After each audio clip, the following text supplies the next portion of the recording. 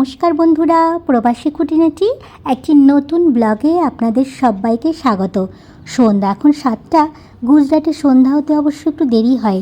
আজ আকাশে মেঘ করেছে, একটু পরেই মনে হচ্ছে বৃষ্টি নামবে।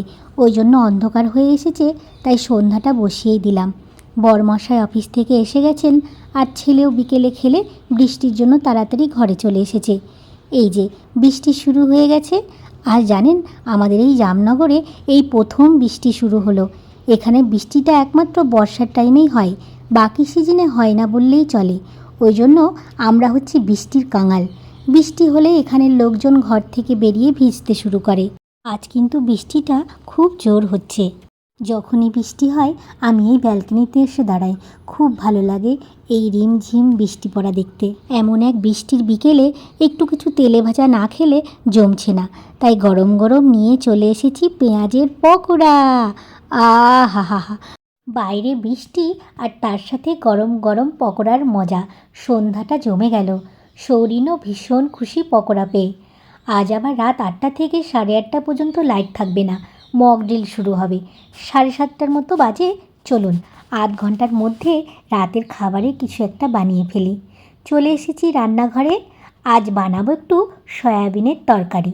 সয়াবিনটা গরম জলে 1 থেকে 2 মিনিট ফুটিয়ে জল ঝরিয়ে ঠান্ডা করে নিয়েছি। 2টো আলু সেদ্ধ করে খোসা ছাড়িয়ে নিয়েছি।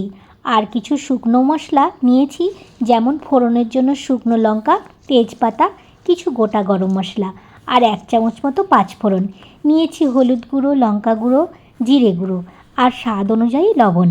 আর লাগছে একটা পেঁয়াজ কুচি, আর লাগছে আদা রসুন বাটা। একটা ছোটো সাইজের টমেটো নিয়ে নিয়েছি। এবার রান্নাটায় চলে যাই। কড়াই বসিয়ে দিয়েছি। কড়াই গরম হলে এতে দিয়ে দিলাম 3 টেবিল চামচ মতো সরষের তেল।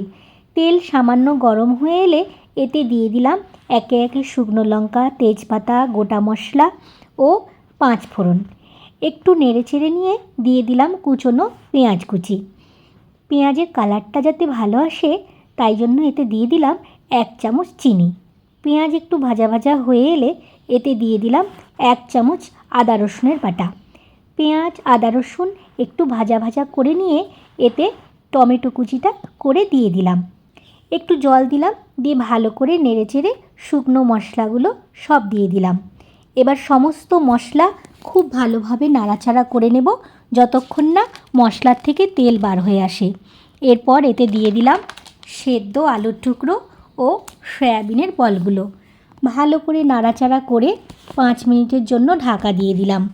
5 মিনিট পর ঢাকাটা খুলে আরও একবার নেড়ে চেড়ে নিলাম। এরপর মশলা ও সয়াবিন ভালো করে কষাতে হবে। কষানো হয়ে গেলে দিয়ে দিলাম পরিমাণ মতো গরম জল, দিয়ে আবারও নেড়ে চেড়ে ঢাকা দিয়ে দিলাম ঝোল ফুটে ওঠা পর্যন্ত। প্রায় 10 মিনিট পর ঢাকাটা খুলে এবার এতে দিয়ে দেব 1 চামচ মতো গরম মশলা গুঁড়ো ও কিছু ধনেপাতা কুচি। আর একটু নাড়াচাড়া করে গ্যাস বন্ধ করে ঢাকা দিয়ে রেখে দিলাম কিছুক্ষণ। এই যে আধ ঘন্টায় আমার আলু সয়াবিনের তরকারি একদম রেডি। কালারটা কিন্তু খুব সুন্দর হয়েছে। আপনারাও একবার আমার মতো এইভাবে বানিয়ে সয়াবিন আলুর তরকারি একবার খেয়ে দেখতে পারেন, খুব সুন্দর লাগবে। সয়াবিন আলু তরকারি দিয়ে সৌরিন ভাত খেয়ে নেবে, আর আমি আর ওর পাপা দুটো রুটি বানিয়ে সবজি আর মিষ্টি দিয়ে খেয়ে নেব।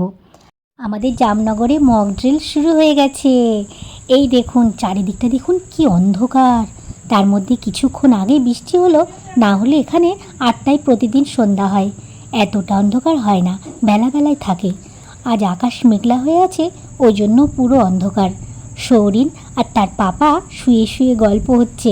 বাইরে সাইরেনের আওয়াজ পাওয়া যাচ্ছে, আপনারা হয়তো শুনতে পাচ্ছেন না। লাইট আসুক, তারপর আমাদের রাতের খাওয়া হবে। আজকের মতো তবে বন্ধুরা ভিডিও এখানেই শেষ করছি।